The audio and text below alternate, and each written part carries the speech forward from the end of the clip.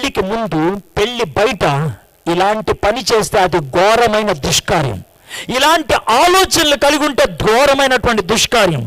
సినిమాలు ఎందుకు చెడ్డవి అని అంటే చెప్పండిరా, సినిమా చూసినప్పుడు ఇలాంటి ఆలోచనలు లోన రేకుతాయి.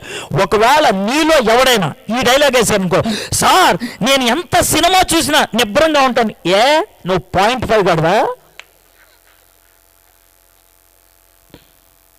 మీకు ఇలా చెప్తే కానీ ఎక్కతరా?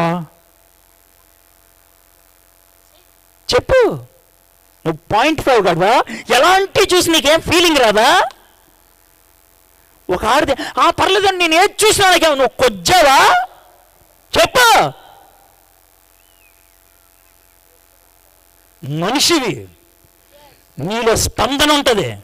అందుకే తుచ్చమైన బొమ్మలు చూడొద్దనేది.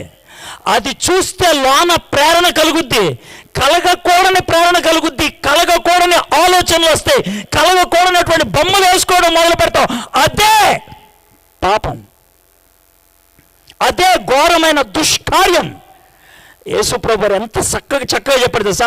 పరాయి స్త్రీని, పరాయి పురుషుణ్ణి వేరుగా ఆలోచించుకుంటూ ఉంటే అదే వ్యభిచారం అన్నాడు. అదే వ్యభిచారం. అందుకే సినిమాల జోలికి వెళ్ళొద్దు అనేది, అందుకే ఆ బొమ్మల జోలికి వెళ్ళొద్దు అనేది, అందుకే ఆ చాట్స్ చేయొద్దు అనేది. బంగారం గుడ్ మార్నింగ్ అనగానే కరిగిపోద్ది ఇక్కడ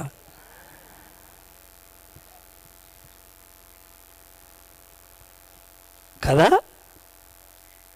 ఆ తర్వాత ప్రతి 2 మాటలకి చేతులు వణుకుతాయి. ఎక్కడెక్కడికో వెళ్ళిపోయినాయి ఆలోచనలు, ఎక్కడెక్కడికో వెళ్ళిపోయినాయి ఆలోచనలు, ఏంటేంటో ఆలోచించేస్తా ఉన్నారు. అది పాపం కదా.